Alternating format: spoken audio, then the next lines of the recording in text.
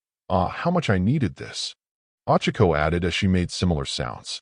I really hope none of those kids hear them from here. One of the masseuses said as they continued the massage. I really hope none of those kids know what these sounds could mean. The other masseuse sighed. Given Izuku's general lack of self-care, Achiko suggested he get a massage to help with the various aches in his body. Izuku agreed on the condition that Achiko also got a massage. Of course, given the security risk, they obviously didn't go out somewhere to have it done. Rather, they invited two, heavily screened and monitored, masseuses and had it done in Izuku's room. Let's just say that after the two finished, Izuku and Achiko decided this would be a more common thing.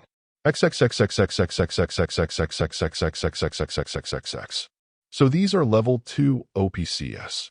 Achiko said as she looked at the profiles with a grimace. These quirks are not great, I know. Izuku sighed, remembering how he felt when he first read through those and grimacing. You can see why they needed to be contained. Yeah,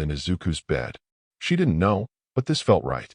Ochiko was always a hugger, and Izuku was very much a sucker for physical affection. So maybe that's why they jumped to this so quickly. Or maybe it was just because Ochiko was determined to spoil Izuku as much as she could.